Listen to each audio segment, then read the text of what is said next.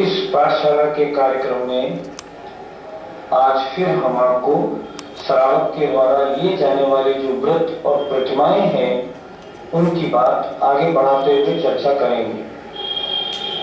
पिछली कक्षा में हमने आपको बताया था कि श्रावक जैसे जैसे व्रत लेता जाता है और ऊपर बढ़ता जाता है, हम कहते हैं उनको प्रतिमाएं, पहली प्रतिमा ली, फिर दूसरी, फिर तीसरी, फिर चौथी, ऐसे उसके नियम, उसका खाना पीना सब धीरे धीरे और अच्छा होता जाता है।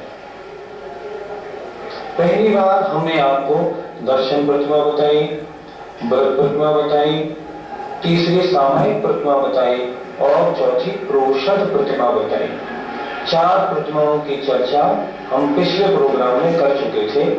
आज उससे आगे अब अगली जो और प्रतिमाएं हैं उनकी चर्चा हम करेंगे। 4 प्रतिमाओं को हमने अच्छे से जान लिया, पर 5वीं प्रतिमा कौन सी है और इसका क्या स्वरूप है?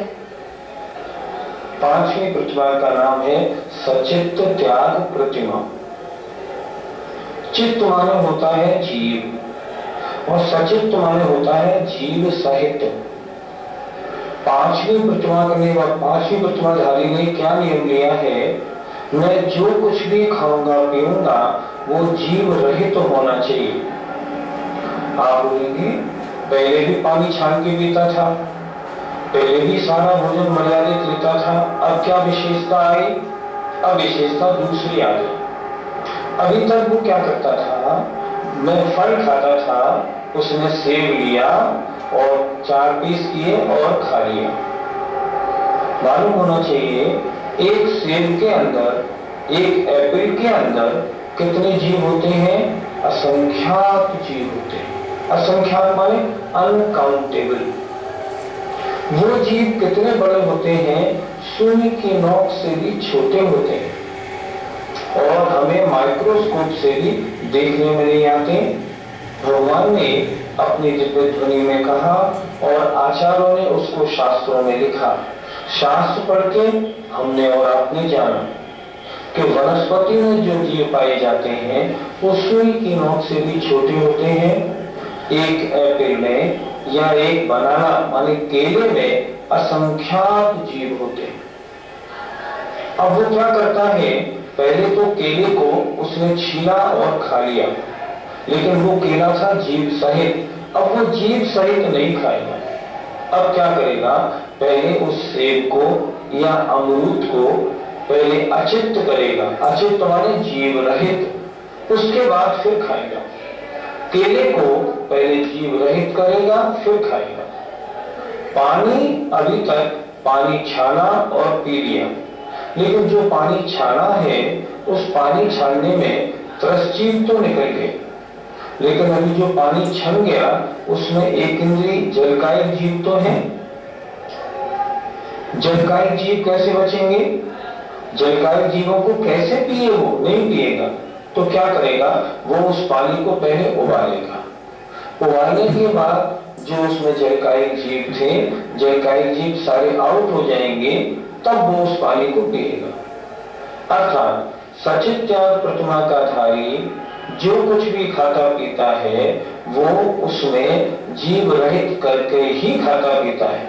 इसका नाम है सचित्त त्याग प्रतिमा। अर्थात समस्त खाने पीने की वस्तुएं जीव रहित कर ही खाने का नियम लेना, इसका नाम सचित्त त्याग प्रतिमा है। पेट से टूटा फल तो अपने आप ही अचित हो जाता है, फिर उसे अचित करने की क्या जरूरत है? कहाँ लिखा है, किस शास्त्र में लिखा है कि पेट से टूटा हुआ सेब या आम या अमरूद ये अचित हो जाता है? ये तो कहीं भी नहीं लिखा। एक छोटा सा उदाहरण बताता हूँ। आचार्य शांति सागर महाराज जी एक जगह विराजमान थे। किसी व्यक्ति ने आके उनके आगे फूल चढ़ाए। फूल टूटे हुए थे, पेड़ से तोड़े गए थे। उसमें से एक फूल की 1-2 पत्तियां उनके शरीर के ऊपर गिर गई, पैर के ऊपर गिर गई। उन्होंने फौरन बिच्छी उठाई और उन पत्तियों को अपने पैर से अलग किया। चढ़ाने वाले ने कहा, महाराज इसको अलग क्यों कर रहे हैं? मैंने तो बड़ी भक्ति भाव से चढ़ाया है। महाराज बोले, इन टूटी हुई पत्तियों में भी जीव हैं, ये सचित्त हैं, इसलिए अगर ये मेरे शरीर के ऊपर पड़ी रहेंगी ना तो शरीर की गर्मी से इन जीवों की हिंसा होगी कि नहीं होगी? होगी। इसलिए मैंने इन पत्तियों को बिच्छी से हटा दिया। अब आप सोचिए जरा, टूटा हुआ फूल, उसमें से भी टूटी हुई पत्ती। जब आचार्य शांति सागर महाराज जी ये कह रहे हैं इनमें जीव है, तो वृक्ष से टूटा हुआ फल ये अचित्त कैसे हो सकता है? ये जीव रहित कैसे हो सकता है? कहीं भी नहीं लिखा कि अगर पेड़ से फल टूटे और उसमें जीव नहीं है, ये कभी नहीं होता। मैंने अभी पहले बताया था, वनस्पति का एक जीव सुई की नोक से भी छोटा होता है और एक सेब या एक केले में असंख्यात जीव होते हैं। सांस उठा के देखिए ना। इसीलिए महाराज ने वो एक पेड़ की पत्ती को अपने पैर से हटा दिया था। क्यों? क्योंकि उसमें भी जीव भरे हुए, हटा दिया था। इसलिए ये धारणा बिल्कुल बदल दीजिए कि पेड़ से टूटा हुआ कोई भी फल जीव रहित या अजीब होता है, ऐसा मत सोचिए। हर टूटे हुए फल में असंख्यात जीव राशि होती है। आज आपने हमें ये बहुत अच्छे से समझा दिया कि पेड़ से टूटा हुआ फल या फूल अचित्त नहीं होता, लेकिन पांचवी प्रतिमा व्रत का धारी अगर उन्हें फ्रूट्स खाने हो या फल खाने हो तो वो कैसे खाएं? वो ऐसे खाएंगे कि उस फल को पहले जीव रहित करे। जीव रहित कैसे करेगा? मान लो एप्पल को खाना है पांचवी प्रतिमाधारी को, तो वो गर्म पानी करेंगे, गर्म पानी में एप्पल डाल देंगे। वो एप्पल 10 मिनट तक उसमें पड़ा रहेगा, अंदर तक गर्म हो जाएगा, उसके सारे जीव आउट हो जाएंगे, उसमें कोई जीव नहीं बचेगा। तब वो उस सेब को निकाल लेगा, 10-15 मिनट बाद उसके पीस करेगा, आराम से खा लेगा। मान लीजिए उसको अंगूर खाएं, अंगूर के लिए क्या करेंगे? वो अंगूर की सब्जी बनाएंगे, सब्जी बना के खा लेंगे। मान लीजिए उसको अमरूद खाने हैं तो अमरूद की वो सब्जी बनाएंगे, साग सब्जी बनती है ना, अमरूद की सब्जी बनाएंगे, सब्जी बना के खा लेंगे। इस तरह वो हर वस्तु को खा सकता है, जीव रहित करने का एक तरीका है। नारियल के पानी को सचित्त माना जाए या अचित्त? नारियल का पानी सचित्त है। आचार्य ज्ञान सागर जी महाराज ने सचित्त के ऊपर 2 पुस्तकें बहुत अच्छी लिखी हैं, सचित्त विचार और सचित्त विवेचन। उन पुस्तकों में उन्होंने स्पष्ट किया है कि नारियल का जो पानी होता है वह सचित्त है। उसको अचित्त कैसे करें?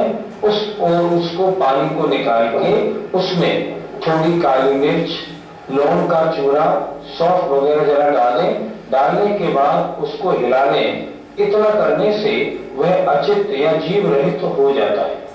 अगर कहीं महाराज को नारियल का पानी कभी देना हो तो ऐसे ही देना चाहिए।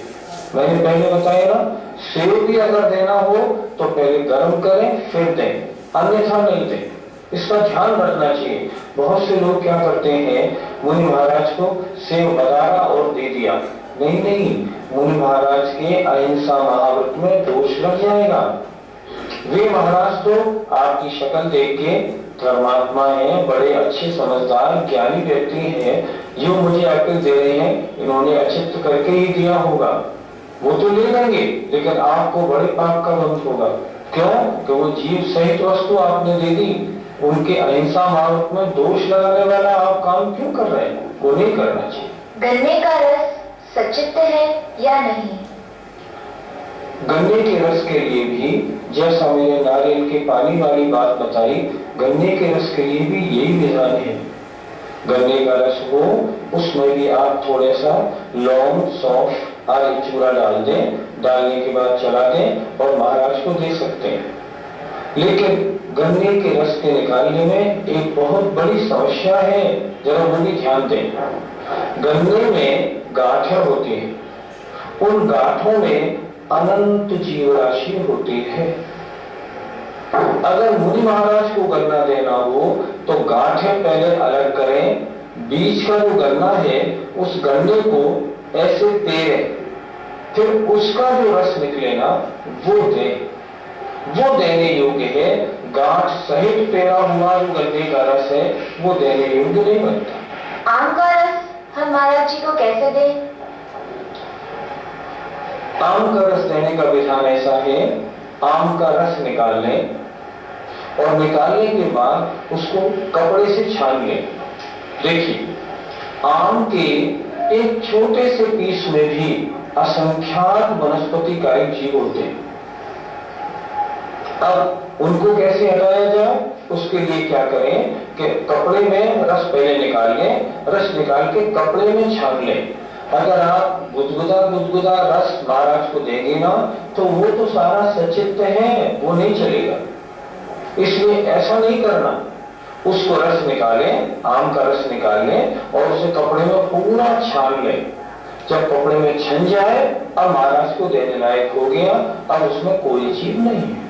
अगर हम एप्पल को अचित्त बनाते हैं और गर्म पानी में 15 मिनट तक उसको रखते हैं तो उसका तो पूरा टेस्ट ही खत्म हो जाएगा। तो हम ऐसी चीज महाराज जी को कैसे दें? ये बताएं, टेस्ट की बात हो रही है या जीव हिंसा की बात? व्रती को टेस्ट लेना है या जीव हिंसा की बात करनी है? एक बार एक महाराज से मेरी चर्चा हो रही थी। मैंने महाराज से पूछा, महाराज आप सेब आदि को अचित्त करके क्यों नहीं लेते? उन्होंने स्पष्ट कहा उसमें कोई टेस्ट ही नहीं आता, उसके लेने से क्या लाभ? मैंने कहा महाराज जी टेस्ट तो नहीं आता, लेकिन अगर आप सचित्त लेंगे तो कितनी जीव हिंसा होगी। आचार्यों ने स्पष्ट लिखा है कि ये शर्तें हैं कि फल को अचित्त करके लेने से उसमें टेस्ट नहीं आता, लेकिन इससे रसना इंद्रिय वश में होती है। दूसरी, वो इंद्रियों को पुष्टिकारक नहीं होता, इससे भी व्रतों का पालना अच्छा होता है। मूलाचार पढ़े आप, मूलाचार में स्पष्ट लिखा है, इसलिए साधु को चाहिए अचित्त वस्तु ही ले। यहाँ 5वीं प्रतिमा वाला है, वो भी साधना आगे आगे बढ़ा रहा है, हिंसा से बचने की कोशिश में लगा हुआ है, तो वो जीव सहित वस्तु कैसे भक्षण करेगा? कभी नहीं करेगा। उसे टेस्ट की परवाह नहीं, उसे जीव हिंसा की परवाह है। अगर हमने एप्पल को अचित्त बनाने का जो प्रोसीजर है उसको अपनाया, उसको 15 मिनट तक गर्म पानी में रखा, तो उसके अंदर के जो स्थावर एक इंद्रिय जीव हैं, उनकी तो हिंसा हो गई और वो तो उसी में ही रह गए, तो क्या उसका दोष हमें नहीं लगेगा? देखिए, 5वीं प्रतिमाधारी जीवों को खाने का त्यागी है, वो जीव सहित वस्तु को खाता नहीं है। मैंने माना कि उनको उबालने में उन जीवों की हिंसा तो होगी, जीवों की हिंसा तो बहुत कामों में होती है। उसने अपना पानी उबाला था, उसमें भी जीव हिंसा होगी, उसने अपना खाना बनाया, उसमें भी जीव हिंसा होगी, लेकिन वो जीवों को खाता नहीं है। इसलिए वो वह वस्तु खाता है जो जीव रहित तो हो गई हो, जीव सहित वस्तु का भक्षण नहीं करता। दूसरी बात, एक और अच्छी तरह सुने, हमने पानी को उबाला, जिस समय हमने पानी उबाला उस समय पानी में एक इंद्रिय जल का एक जीव थे। तो हमने जब पानी को उबाला तो क्या बाद में वो जल का एक जीव उसमें मरे पड़े रहते हैं क्या? नहीं, मरे पड़े नहीं रहते। जल का एक जीव किसे कहते हैं? जल ही जिनका शरीर है, उनके शरीर में हड्डी मांस ये कुछ भी नहीं होता। वो आत्मा उस जल में ही, बस जल को ही अपना शरीर बना के उसमें रहने लगती। तो जब पानी गर्म करते हैं तो वो आत्मा मरण करके चली जाती है, अपना शरीर नहीं छोड़ जाती। इसलिए आचार्यों ने कहा है त्रस्त जीव का शरीर मांस कहलाता है, स्थावर जीवों का शरीर नहीं छूटता, इसलिए वो मांस नहीं कहलाता। इसलिए बिल्कुल ये पक्की धारणा बना लीजिए कि आपने सेब को उबाल दिया पानी में तो उसके अंदर उसके जीव मरे पड़े रह गए, ऐसा नहीं।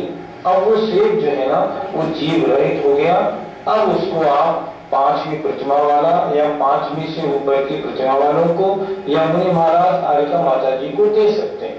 वे जीव उसमें मरे पड़े नहीं रहते। ये धारणा ठीक कर रहे हैं। आज तक 5वीं प्रतिमा के बारे में मुझे कुछ समझ नहीं था। आज आपने उसे अच्छी तरीके से समझा दिया। अब 6ठी प्रतिमा के बारे में भी हमें समझा दीजिए। 6ठी प्रतिमा के 2 नाम सुनने में आते हैं, रात्रि भोजन त्याग प्रतिमा और दूसरा देवा मैथुन त्याग प्रतिमा।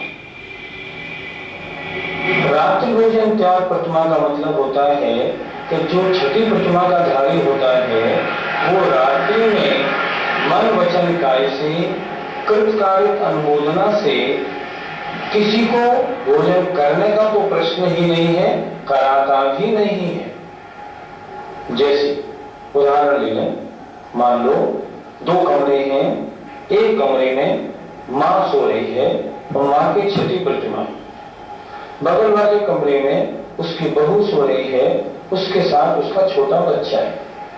रात को वो बच्चा रोता है, रो क्यों रहा है बच्चा? मां उसको दूध पिला दे। रात हो चुकी है, मां सोने गई, बच्चा रो रहा है, तो इस कमरे में जो उसकी जो सास है, दादी माँ है, वो दादी माँ क्योंकि 6 प्रतिमाधारी है इसलिए अपने बहू से ये नहीं कहेगी कि इसको दूध पिला दे। उसने 6ठी प्रतिमा ली है रात्रि भोजन त्याग प्रतिमा। उसने मन वचन काय से कृतकारिक अनुमोदना से रात्रि भोजन का त्याग किया है। ना तो वो किसी को रात्रि भोजन कराएगी, ना किसी को कराने के लिए बोलेगी, ना कराते हुए की अनुमोदना करेगी। मन से वचन से काय से रात्रि भोजन को अच्छा भी नहीं समझेगी। तो ये रात्रि भोजन त्याग प्रतिमा कहलाती है।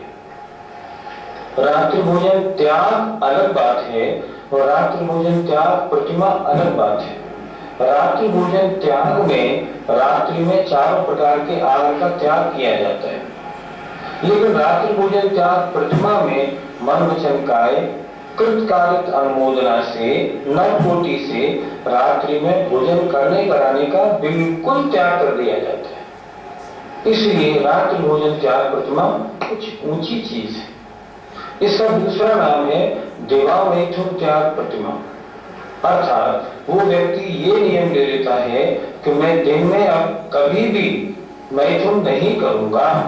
अभी उसकी पत्नी है लेकिन दिन में वो मैथुन का त्याग कर देता है, तो उसका नाम है देवा मैथुन त्याग प्रतिमा। तो 6ठी प्रतिमाधारी इन दोनों नियमों का धारी हो जाता है। 7वीं प्रतिमा ब्रह्मचर्य प्रतिमा है, इसका क्या स्वरूप है? जो व्रती है उसने दूसरी प्रतिमा में ब्रह्मचर्याव्रत लिया था। ब्रह्मचर्याव्रत में उसने ये नियम दिया था कि मैं अपनी स्त्री के अलावा, अपनी धर्मपत्नी के अलावा अन्य समस्त स्त्रियों को माँ, बेटी और बहन की तरह देखूंगा, किसी से किसी प्रकार का कोई संबंध नहीं रखूंगा। उसने पहले वहां ये नियम दिया था, लेकिन अब उसकी वैराग्य, उसकी वृत्ति और बढ़ गई। अब उसने नियम लिया कि मैं समस्त स्त्रियों का, अपनी स्त्री का भी त्याग करता हूँ। अब वह अपनी स्त्री का भी सेवन नहीं करेगा, उसके साथ कमरे में नहीं रहेगा, सोने बैठने की बात तो बिल्कुल अलग है। तो ब्रह्मचर्य त्याग प्रतिमा किसे कहते हैं? जिस प्रतिमा में अपनी स्त्री का भी त्याग कर दिया जाता है, अपनी स्त्री को भी माँ, बहन और बेटी की कोटि में ले लिया जाता है, उसे कहते हैं ब्रह्मचर्य त्याग प्रतिमा। आरंभ त्याग प्रतिमा किसे कहते हैं और इसका क्या स्वरूप है? आरंभ त्याग प्रतिमा 8वीं प्रतिमा है। पहले हम आरंभ को समझें। आरंभ का मतलब होता है जिन घर गृहस्थी के कार्य करने में हिंसा होती है उन सबका त्याग। आरंभ त्याग प्रतिमा वाला नौकरी नहीं करता, अपना व्यापार नहीं करता, कोई दुकान, कोई फैक्ट्री, कुछ भी नहीं करता। आरंभ त्याग प्रतिमा धारी जो महिला है, वो महिला घर का भोजन भी नहीं बनाती। वो इतना जरूर कर सकती है कि वो अपना भोजन बना ले, या अगर उसके मन में कभी आहार दान देने की आ जाए तो महाराज के लिए आहार बनाए अपना, उसमें से महाराज को आहार भी दे दे। लेकिन वो इतना नहीं करेगी जो किसी भी आरंभ का काम, जैसे मकान बनवाना, व्यापार करना, नौकरी पे जाना, आज कुछ भी काम वो नहीं करती है। अपने कपड़े धोएगी कि नहीं? हाँ, अपने कपड़े धो लेगी, लेकिन औरों के कपड़े नहीं धोएगी। इस तरह जिस प्रतिमा में आरंभ माने जीव हिंसा जिन कार्यों में होती है, उन कार्यों का त्याग कर दिया जाता है, उसे हम कहते हैं आरंभ त्याग प्रतिमा। आरंभ त्याग प्रतिमा वाला आहार कैसे देगा? गैस लगाने में भी तो जीव हिंसा होती है। आपकी बात बिल्कुल ठीक है। फिर वो स्वयं भोजन कैसे करेगा? मान लो अभी वो घर में रहता है तो भोजन अपना तो बनाएगा ना, तो अपना भोजन बनाएगा, उसी भोजन में से अतिथि संविधान व्रत का पालन करते हुए अगर कोई मुनिराज जाएंगे तो उनको पढ़ डालेगा। मैंने पहले भी कहा था, वो ऐसा नहीं करेगा जो सारे घर का भोजन बनाए, घंटे 2 घंटे का सबका भोजन बनाता रहे, वो नहीं करेगा। अपना भोजन बनाएगा और उस भोजन में से आहार दे लेगा। मान लो उसको मंदिर में पूजा करनी है, तो मंदिर में पूजा करने के लिए कुएं से पानी लाएगा, पानी गर्म करेगा, अपनी सामग्री बनाएगा और मंदिर में पूजा करने चला जाएगा। स्नान भी करेगा। स्नान करने में भी आरंभ होता है, लेकिन इतना तो उसे करना पड़ेगा, इसका वो त्यागी नहीं होता। लेकिन जो सामान्य कार्य होता है ना, उसका वो त्यागी होता है। इतना ध्यान रखना। आरंभ त्याग प्रतिमा वाला कार आदि में बैठ सकता है या नहीं? इस 20वीं शताब्दी में प्रथम आचार्य हुए आचार्य शांत सागर चार्य चक्रवर्ती महाराज, उनका जीवन चरित्र एक चार्य चक्रवर्ती नामक ग्रंथ में आया है। आप में से जिन्हें नहीं पढ़ा हो ना, उसको जरूर पढ़ना चाहिए। बहुत सुंदर जीवन चरित्र है, बहुत अच्छा है। उसमें किसी व्यक्ति ने आचार्य शांत सागर जी महाराज से प्रश्न किया, महाराज कार आदि में कितनी प्रतिमा वाला बैठ सकता है? क्या 8वीं प्रतिमा वाला कार या गाड़ी में नहीं बैठ सकता? आचार्य शांत सागर महाराज ने उत्तर दिया है, उसने आरंभ का त्याग किया है, वो कार गाड़ी आदि में कैसे बैठेगा? अर्थात नहीं बैठ सकता। इसलिए जो 8वीं प्रतिमाधारी है वो बैलगाड़ी वगैरह में कहीं भी नहीं बैठेगा, कार में, रिक्शे में नहीं बैठेगा, वो तो महाराज के साथ पैदल ही गमन करेगा। कायदा तो यही है। आजकल देखा जाता है कुछ क्षुल्लक महाराज भी ट्रेन वगैरह से आते जाते हैं, लेकिन अगर हम आचार्य शांत सागर जी महाराज की उस आदेश को ध्यान में रखें, उस प्रश्नोत्तर को ध्यान में रखें, तो 8वीं प्रतिमा से कार या गाड़ी आदि में बैठने की उन्होंने मना की है, इसलिए बैठना उचित नहीं है। आज आपने 4 प्रतिमाओं के बारे में बहुत अच्छे से समझाया। हमारे दर्शकों को यह 4 प्रतिमाओं के बारे में और अच्छे से समझ में आए, इसलिए आप जरा सा इसे संक्षिप्त में बता दीजिए। आज 4 प्रतिमाओं का स्वरूप हुआ। 5वीं प्रतिमा सचित त्याग प्रतिमा। इस प्रतिमा का धारी जो कुछ खाएगा, जो भी पिएगा, चाहे पानी या फल हो, उनको अचित करके लेता है। 6ठी प्रतिमा है रात्रि भोजन त्याग प्रतिमा और देवा मैथुन त्याग प्रतिमा। इस प्रतिमा का धारी रात्रि में भोजन किसी को कराएगा भी नहीं, कराने का मन वचन कृतकालिक अनुमोदना से त्यागी होता है। किसी को भी न भोजन देगा, न किसी और से दिलवाएगा, न देने वाले की सपोर्ट करेगा, और वह दिन में मैथुन का त्यागी होता है। सप्तम प्रतिमाधारी है ब्रह्मचर्य प्रतिमा। ब्रह्मचर्य व्रत में अभी तक उसने मात्र अपनी स्त्री के अलावा शेष सबको माँ बहन बेटी के समान समझा था और अपनी स्त्री के साथ रहता था। लेकिन अब ब्रह्मचर्य प्रतिमा में वो स्त्री मात्र का त्यागी हो जाता है। अब वो अपनी पत्नी के साथ भी नहीं रहता। आठवीं प्रतिमा आरंभ त्याग प्रतिमा है। इस प्रतिमा का धारी नौकरी नहीं करता, व्यापार नहीं करता, हिंसा वाले कोई कार्य यूं ये भी नहीं करता कि पेड़ से फलों को फूलों को तोड़ तोड़ के लाए, ये भी नहीं करता, खेती वगैरह कुछ भी नहीं करता। उसके सारे आरंभ का त्याग हो जाता है। आप देख रहे हैं धीरे धीरे वो श्रावक बढ़ता बढ़ता त्याग करता करता आगे बढ़ रहा है। कहां तक जाएगा ये बनेगा क्षुल्लक और एलक और मुनि पद तक पहुंचेगा। तो ये प्रतिमाएं उस श्रावक को धीरे धीरे अपने चारित्र में और ऊपर उठा रही हैं और ऊपर उठा रही हैं। इसलिए क्रम क्रम से ये सारी चलती है। मैंने पहले ही बताया था जिसके आठवीं प्रतिमा होगी ना उसके पहली 7 प्रतिमाएं होने का नियम होगा। दूसरी बात, ये प्रतिमाएं जीवन भर के लिए जाती हैं, ऐसा नहीं कुछ समय के लिए ले ले, ऐसा नहीं होता। तो आज हमने 8 प्रतिमाएं 5, 6, 7, 8 4 प्रतिमाओं का स्वरूप आपको समझाया। आपके यहाँ कोई अष्टम प्रतिमाधारी कोई ब्रह्मचारी भैया आए तो आपको ज्ञान रखना चाहिए कि इनके किस चीज का नियम है और किसका नहीं। 5वीं प्रतिमाधारी कोई महाराज कोई ब्रह्मचारी भैया आपके यहाँ आए, कोई बहन जी आपके यहाँ आए तो आप उनको सचित्त फल ना दे दें, क्योंकि उनके सचित्त त्याग प्रतिमा है।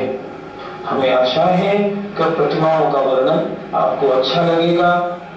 अगर लेने का मन बने तो मुनि महाराज के पास जाके ले लें, और लेने का मन न बने तो ये भावना तो बनाए, हे भगवान कब ऐसा समय आए जब मैं इन प्रतिमाओं को धारण करूं और अपने जीवन को चारित्र और व्रत से सहित अलंकृत करूं। आइए समय आपका हो गया। जय जय।